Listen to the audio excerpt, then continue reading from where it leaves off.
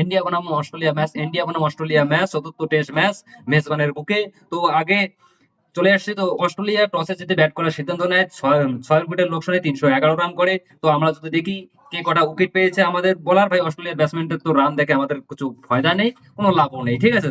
Australia খুব ভালো batting করেছে, 6 উইকেটের লোকসানে 311 রান তুলে নিয়েছে। তো আমরা চলে আসছি আমাদের বোলারের কাছে, কে কত রান করছে।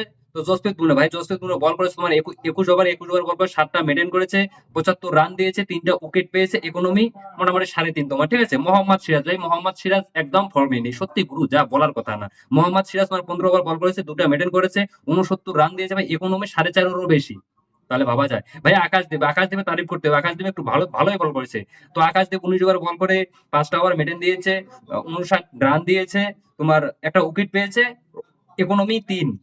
আর রবীন্দ্র জাদেজা, ভাই রবীন্দ্র জাদেজা তারিফ করতে, রবীন্দ্র জাদেজা ভালো বল করেছে। রবীন্দ্র জাদেজা 14 বল করেছে, 14 ওভার করেছে, 14 ওভারে 2টা মেডেন করেছে, তোমার 54 রান দিয়েছে, একটা উইকেট পেয়েছে, ইকোনমি মোটামুটি তোমার 4।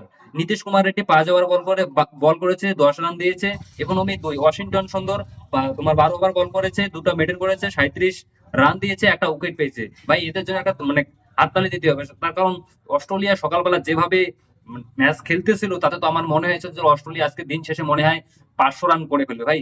সেই জুটিটাকে রবীন্দ্র জাদেজা ভাঙে। তো এবারে চলে আসছি যে আমাদের যে টিম ইন্ডিয়া মানে জসপ্রীত বুমরা যে কামব্যাক করেছে, যা কোনো বলার কথা না হলে আজকে অস্ট্রেলিয়া 500 রানও করতে পারতো। তো চলে আসছে এবার বিরাট কোহলির লড়াই নিয়ে। ভাই বিরাট কোহলি আর অস্ট্রেলিয়ার ব্যাটার নতুন ব্যাটসম্যান, 19 বছর বয়স তার, চ্যাম্প করুন ভাই। চ্যাম্প করানোর মধ্যে হয়ে যায় চ্যাম্প কন্ডাক্টর না কি নাম, অস্ট্রেলিয়ার পুরো সত্যি মুখেই আসে না। তো ওর মধ্যে হয়ে যায় লড়াই। তো বিরাট কোহলি বেশি কিছু করেনি, জাস্ট শুধু একটা ধাক্কা দিয়েছে। আমি এই ব্যাপারটা বেশি কিছু বলবো না, আমি ভাই এই ব্যাপারে নিউট্রাল। তার কারণ এদিকে বললে ওইদিকে দোষ, এদিকে বললে ওইদিকে দোষ, তো আমি এই ব্যাপারে একদম নিউট্রাল।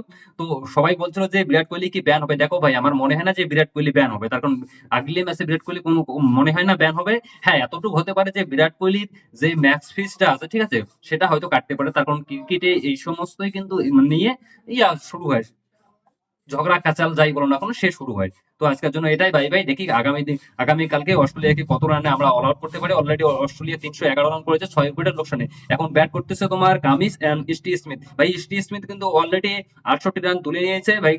আজকে সব থেকে একটা বড় খুশির খবর কি জানো, ট্রাভিস হেড ভাই জিরোতে আউট হয়েছে। সত্যি গুরু, আজকে মনটা খুশি হয়েছে আমার, সত্যি গুরু। তো আজকের জন্য এটাই, বাই বাই।